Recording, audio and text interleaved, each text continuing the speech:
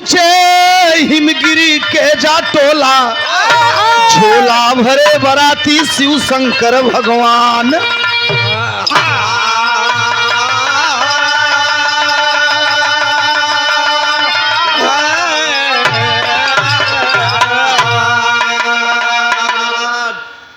देखा चला अब वो न बना पाए, वही कह दे हैं करने ब्याह चले शिव भोला, पहुँचे हिमगिर के जा टोला, झोला भरे बराती शिव शंकर भगवान। बिरहा जगत में टेरी वजह से घनश्याम भैया बड़ा सजा के आए हैं।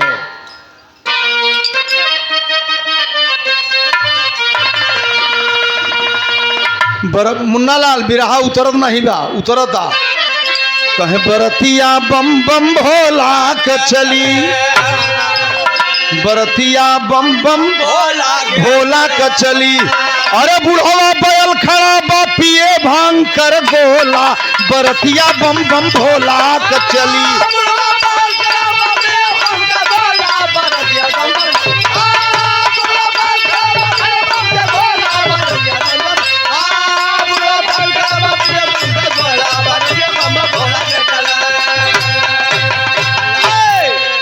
बुढ़वा बैल खड़ा बा पिए भांग कर गोला, बरतिया बम बम भोला के चली। भोले बाबा के जब लगन उगन क्लियर हो गए और तब कुल बराती झोला में, अब आजकल तो स्कॉर्पियो हो बोलोरो ये सब साधन हो गया, भोले बाबा कुल झोले में बराती भरत है।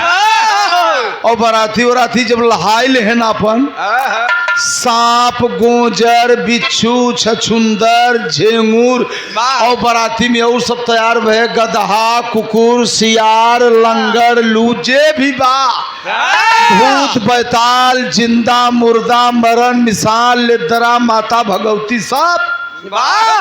अरे भाई वो तो अड़भंगी रहवे के हैं। और जब सब बराते भोले बाबा के तैयारी करत हैं तो मैं नंदी बैल ऋषि आई गए। नंदी बैल कहे महाराज तू जा अपन बियह के आवा, हम तोहरे ससुरारी न जा।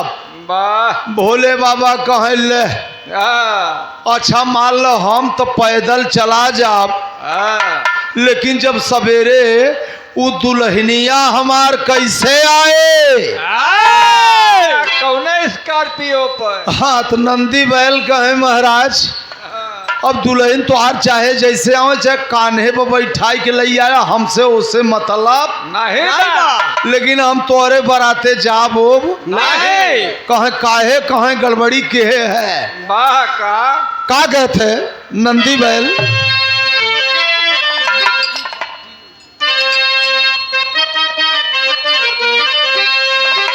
नंदी बैल कहते एक पर्दा बढ़ाई दे मुन्ना,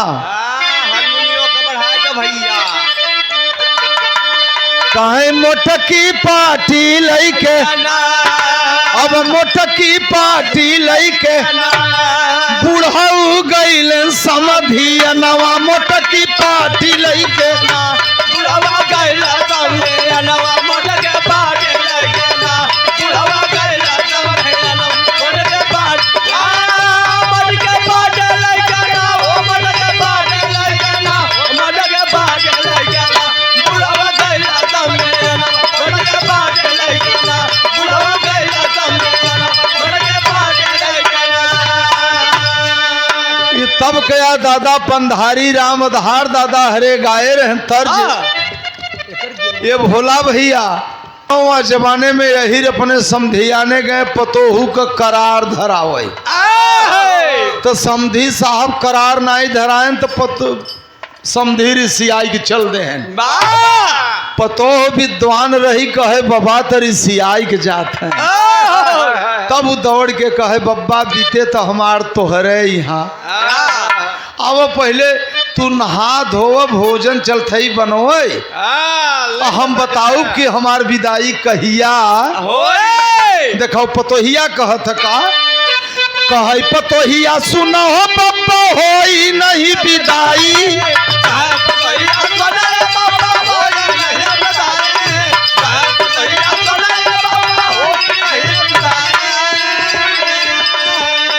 तेल साबुन ला स्नान करा, अरे हम भोजन यही बनाई मोटकी पाठी लइके,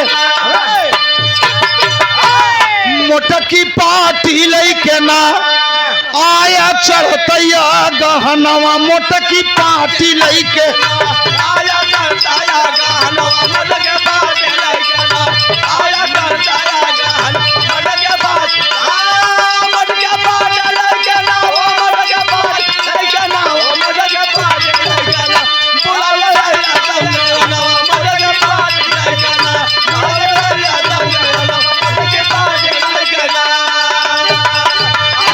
नंदी बैल कहत हैं भोला भैया कहे हम ना जाबई बुढ़ऊ, हम तोरे संगे तोरे ससुरारी ना जा, हम ना जाबई बुढ़ऊ, होए हमारा दूर गतिया हम ना जाबई, ओया हमरा डोरा गते हमरा जावा डोरा, ओया हमरा डोरा गते हमरा जावा, हमरा जावा डोरा, हमरा जावा डोरा, हमरा जावा डोरा, ओया हमरा डोरा गते हमरा जावा डोरा, ओया हमरा डोरा गते हमरा जावा डोरा।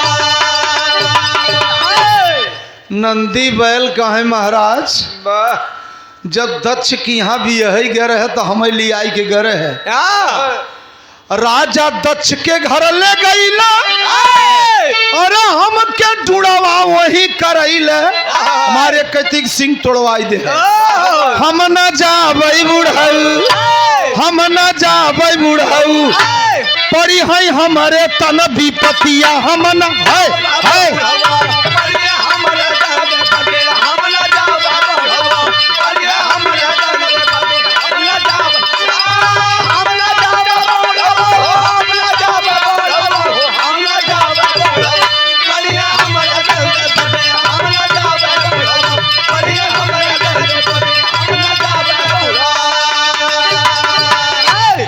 सब देवता लोग आए के भोले बाबा के कैती से अब नंदी बैल के मनावत हैं, कहें यार अगर भोले बाबा का रथिमान अगर नंदी न जही तो समस्या ही बा कि ओहर से वापसी में सवेरे दुल्हन कौने साधन से आए, पार्वती कैसे यही मामला यही बचता, और नंदी रही तो बैठाई के लिए आए के चलाए ही, नंदी बैल कहे महाराज हम जाबे नहीं करब, अब अरुण गरुण वरुण जितना रहे सब जे कायदे के देवी देवता रहे सब मनावत है करी यार भोले बाबा का बारात चलता, सब भोले बाबा का बारात या देव में देव महादेव, अरे चलो सब लोग चलो, अरे हम लोग चलते ही तो तोहै का भाबा, कहे एक सिंह बची बा भाई, वो तोड़ो उबे का हो, एक खे तो टूट गई राजा दक्ष की, हाँ एक खे बची बा, अब चलथन भी है हिमगिर के, और पता लगाई है एक के बाद नाम तो संसार में डुड़वा पड़ गया, यह एक सिंह बची बा क्यों माला वाला यही में पहिराई देते, और कंचित जब यह टूटी गए तब तो गए काम से, बराती लोग समझाए बुझाए का नंदी अब ऐसा विपत्ति न आए तू चला, भोले बाबा ले आई दिया के जब चलते हैं तो जब कैसो पर्दा तैयार भय तो बैठ गए नंदी बैल पर, अब घंटी बांध ले हैं भोले बाबा जैसे बड़की हाथी, दुल्हन है भोलेनाथ, मृगछाला पहिर के लई के त्रिशूल, त्रिशूल में डमरू चच्चटे, और जौन जौन गरे में काला नाग फूकत है, और नंदी बैल पर बैठ के राजा जब चल रहे हैं ससुरारी के ओरी, और कुल बराती झोला में भर के कखौरी में लटकाए हैं कान्हे में, अब चले कहे जब मौके पे जब दोबारा लगब तभी कुल बरातीन का काम आए, और झोला में बराती लई के कखौरी में लटकाए हैं, आगे आगे नंदी बैल, पीछे से बिगवा गदहा कुकुर सियार सभी कुल लोखरी ये सब कुल पीछे से चल रहा है। भोले बाबा पहुंचे एक बगीचा में, वहीं नियराई गए तो डेरा गिराई दे, डेरा गिराई के कहने बेकाग दुई चीलम तनी छन जाए, तब ससुरारी चली और चली, अब वो अपन मृगछाला बिछाई के एक ठे पहिरे है और वही पर पलथी मार के और राजा अब लग गया आसान। और चिलम पर चिलम, चिलम पर चिलम, चिलम पर चिलम, चिलम पर चिलम। अब अगुआ रहे नारद महाराज ब्रह्मा के बिठवा। अब उनसे घराती कहें कहें पहले अगुआ के पकड़ लिया हुआ था।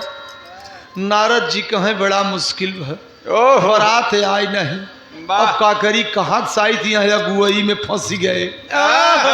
घराती कहें ये तोहार बरतिया कहाँ। अरे हरे हरे नारद जी आए कहें महाराज अच्छा चल लाठी मरवाई देवे तोहार अगुआई करे हई। एक काम ही कर कि जल्दी चला दोबारा लगा। भोले बाबा कुल झोरा में से जसन नियरा जात हन, एक एक बुक निकाल के यह फेंकत है, एक बुक निकाल के बराती अरे 150 बिच्छी हर 150 बीस खोपड़ा हर और कुल झोला में से फेंकत चला जात है। कुल जनौर दिखात है। पहुंचे हिमगिर के दुआरे बिरहम पहपट लगा की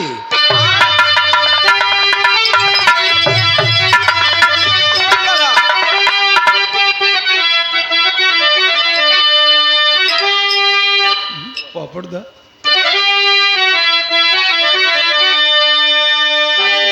बोलई बाजा लागे कुलसियरवा भोला दानी हो और दोबारा लाग हिम गिर के दुअरवा भोला दानी। भोले बाबा दोबारा लाग हिम गिर के झोला से बराती कुल निसारे शंकर दनिया बिच्छू यो छछुन्नर नाचई देखे सब परनिया मटकई लागे द्वारे पर गोजरवा भोला दानी हो फूकत है भुजंगा शिव के गरवा भोला दानी हो। बड़े प्रेम से भोले बाबा दुआर चार लगे जनावर कत लाठ लगावा कितनी। और भोले बाबा कहे रहन कि अपने जिया जंतु बरातिन के कि सबके ऊपर चढ़े उतरे लेकिन केहू के मारे हो रहे हाँ 100 बिच्छी गोजर सब एक मेहरार उनके ऊपर कपारे पर गोड़े पर हाथे पर अब कुल कहाँ कहाँ चढ़त है अब हम नहीं जाने। हाँ लेकिन केहू के कोनो खतरा नहीं करे। अरे भाई भगवान के बरातिया आल्हा के भाव लगत है कैसे।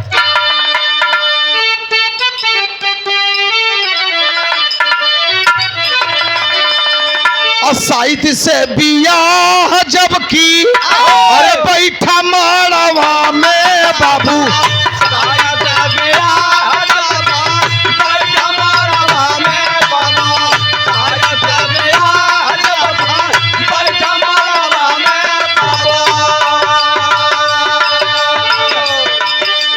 ब्रह्मा जी का नाजर तानी हो गई खराब।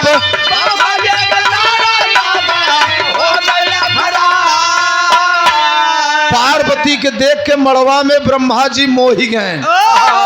वह काटे तीर सुलावा से ब्रह्मा जी का मुड़िया बाबू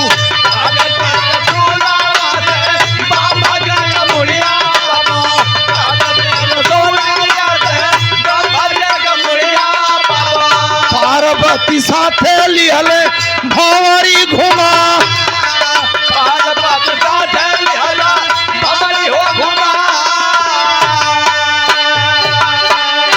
तारे मुड़ी लटका ले कब हो सक्सेस न हो जीवन काल में भैया हो। भोलेनाथ ब्रह्मा जी का मुड़ी काट के और जटा में ले है और जो सर और धड़ जौन बा नीचे एक धड़ एक सर और धड़ आकाश में और भोलेनाथ पार्वती के साथ बियाह कई के और सवेरे सब हदी पदी नाउन धोबइन चुड़िहाइन कोहाइन चमाइन सब जुट गए। भोले बाबा हम हो चाहे सबके नेग चार भोले बाबा दई के जब लियाई के चलत है तो जब बनारस तब नहीं रहा तब काशी जी नाव रहा तब बनारस ही नाव नहीं रहा। शंकर जी के बियाहे में ही बनारस नाव नहीं रहा।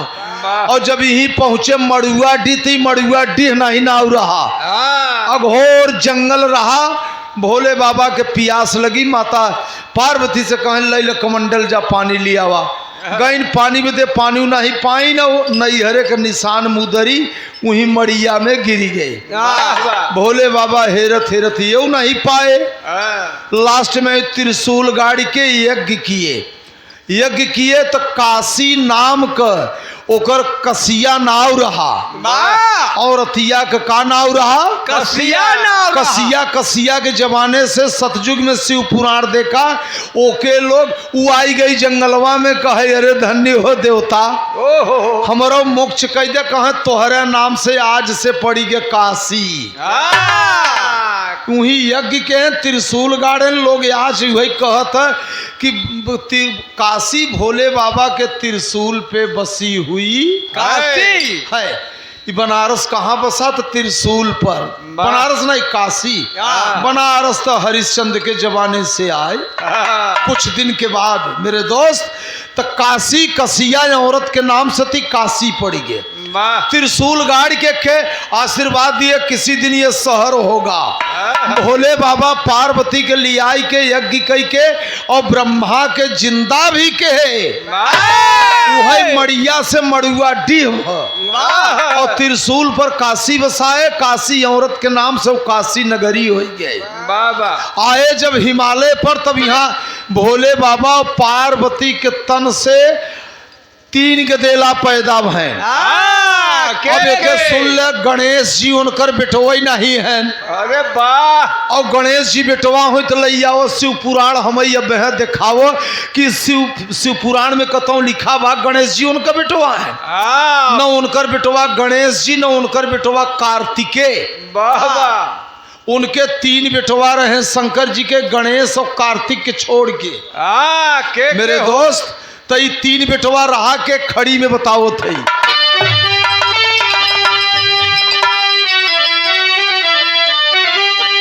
अरे खट विकार खट बदन, अरे खटानन भइले ललना, अरे देखा वेद का कहानिया सुनो ललना।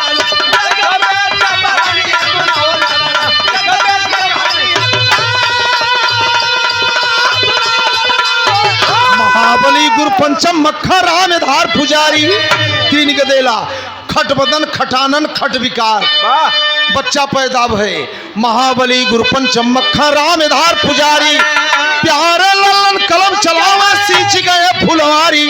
बरतिया बम बम भोला का चली, सुदई के बगले में बाया तो कटोला। बरतिया बम बम भोला।